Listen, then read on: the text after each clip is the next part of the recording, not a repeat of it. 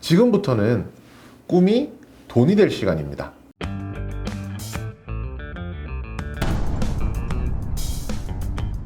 떠나 보기만 해도 돈이 되는 떠나제일의 이호석 PB입니다. 네, 지난 7월 8일 산업통상자원부에서 K배터리 투자 전략을 발표를 했습니다. 이 슬로건이 컨셉이 굉장히 명확한데요. 2030년 2차 전지 차세대 1등 국가 대한민국이라는 것이 슬로건입니다. 결국 이제 2030년까지 2차 전지 시장에서 국내 기업들이 글로벌 탑티어가 될 수 있도록 그렇게 만들겠다, 이런 목표를 가지고 있다고 생각을 하고요. 이 목표 중에서 총 한 3가지 정도를 이야기를 하고 있는데, 첫 번째가 R&D 경쟁력 강화고요. 두 번째가 제조 생태계를 구축하는 것, 세 번째가 수요 시장을 확대시키겠다. 이 3가지입니다. 결국에 민간이 끌어가면서 정부가 뒤에서 밀어주고 있기 때문에 이런 산업들은 사실은 굉장히 앞으로 성장성이 크다라고 할 수 있거든요. 지금 현재 흐름으로 봤을 때는 거의 기간 산업급이 될 정도로 앞으로 이제 추진되는 강도가 굉장히 강할 것이라고 생각합니다. K배터리 투자 전략의 목적은 이거라고 할 수 있는데요. 2차전지 산업 매출 규모의 변화를 보시면 되는데요. 2020년에 22조 7천억에서 2030년까지 166조가 된다고 합니다. 이 구간에서 2차전지 시장에서 글로벌 점유율이 국내 기업들이 40% 달성하는 것을 정부는 목표로 하고 있습니다. 결국은 핵심은 이겁니다. 2차 전지 시장은 계속 커지고 있고, 여기서 국내 업체들이 얼마나 많은 파일을 가지고 오느냐가 국가의 경쟁력이 된다는 것인데요. 저희 입장에서는 글로벌 점유율이 올라가는 기업들 중에서 어떤 기업에 투자해야 될지 그 부분에 대해서만 중요한 포인트를 잡고 접근하면 될 것 같습니다. 배터리 3사죠. LG화학, 삼성SDI, SK이노베이션 3기업 다 2분기 실적이 굉장히 양호할 것으로 보입니다. 미국과 유럽 중심의 이제 전기차 판매량 자체가 계속 늘어나고 있는 상황이고요. 국내의 배터리 수출량 또한 이제 굉장히 많이 늘어나고 있습니다. 결국 수요가 많기 때문에 당연히 생산도 많아지고 매출도 많아지는 이런 구조라고 생각하시면 될 것 같아요. 2분기 맑음, 3분기도 맑음입니다. 우선 기업별로 실적 조금 살펴봐야 될 것 같은데요. LG화학은 2분기에 매출액이 10조 5천억 원, 그리고 영업이익이 1조 2천억 원으로 전년 대비 한 110% 늘어나는 높은 상승률을 보여주는데요. LG화학, 삼성SDI, SK이노베이션 다 원래 화학 기반의 업체이기 때문에 배터리만 따로 떼놓고 이야기를 할 필요가 있거든요. 그래서 LG화학도 배터리만 따로 떼서 말씀을 드리면, 배터리 부분 같은 경우에는 실적이 그렇게 좋지는 않았습니다. 근데 좋지 않았던 이유는 차량용 반도체 쇼티지 현상이 굉장히 컸는데요. 차량용 반도체가 공급이 부족되면서 글로벌하게 전기차 생산량이 좀 줄었었고요. 그렇게 하면서 배터리에 대한 매출이 좀 덜 나왔던 부분은 있습니다. 네, 삼성 SDI는 2분기 매출이 3조 3천억 원, 영업이익이 2,500억 원으로 전년 대비했을 때 142%나 늘어나는 높은 실적을 보여주었습니다. 배터리 부문 같은 경우에는요, 유럽향 판매도 늘어났고 젠5라고 하는 차세대 모델에 대한 매출도 발생을 하기 시작하면서 2분기에 흑자 전환할 것으로 예상을 하고 있습니다. SK이노베이션 같은 경우에는요, 2020년 매출액이 10조 7천억 원, 영업이익이 4,500억 정도로요, 전년 대비했을 때 202% 정도 늘어나는 높은 실적을 보여주었는데요. 특히 주목할 것은 글로벌 전기차 판매량들이 늘어나면서 SK이노베이션 같은 경우에는 후발주자로서 굉장히 좀 높은 실적을 나타내고 있다는 것입니다. 그렇지만 아직까지는 적자 폭을 줄이는 수준이고요. 아마 2022년 실적부터는 흑자 전환할 것으로 현재 기대를 하고 있습니다.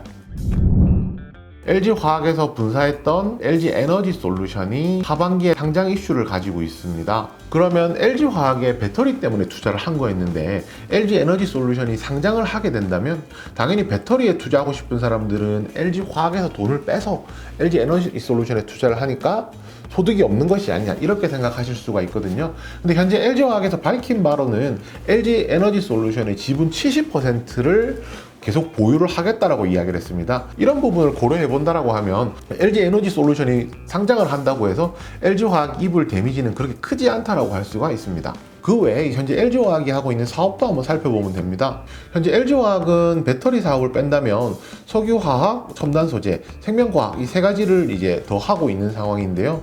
현재 LG에너지솔루션의 기업 가치가 100조 정도 평가가 되거든요. 석유화학 부분이 기업 가치가 25조, 그리고 첨단소재 부분이 5조, 그리고 생명과학 부분이 4조를 가지고 있습니다. 이것을 합쳐보면 100조가 넘는데요. 그렇다면 LG에너지솔루션을 분사했을 때보다 기업 가치 자체는 전혀 떨어지지 않았다, 오히려 살짝 높은 상태가 되었다, 이렇게 이야기할 수 있습니다.